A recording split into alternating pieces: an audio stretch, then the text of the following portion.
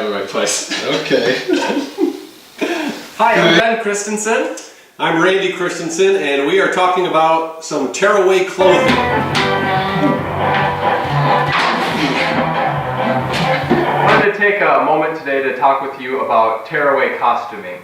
Oftentimes they use snap strips. I was in a show once where they decided instead of using snap strips to use Velcro, and it didn't work very well. The clothing actually ended up tearing away before the Velcro did, so there's a lot of stuff they had to do, redoing seams and finding new costuming and remaking it for the run, which is not the way you want to do it.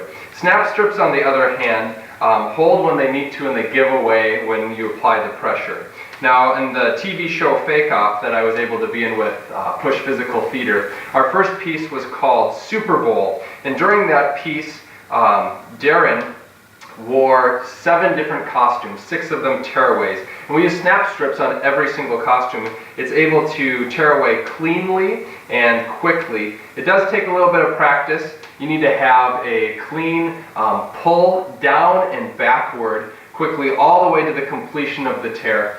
And that will help you get the clothing off. Now, in the Super Bowl piece, we ended up having to put him into 7 costumes. It took about 30 minutes to get them all buttoned up. And of course, they all came off in the course of a 90-second piece, so it was real quick.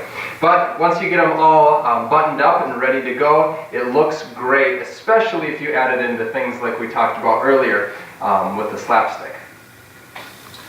With your snap strips, you can buy individual snaps, but you can also buy a snap strip, which is an entire piece of fabric that you just sew into your costuming.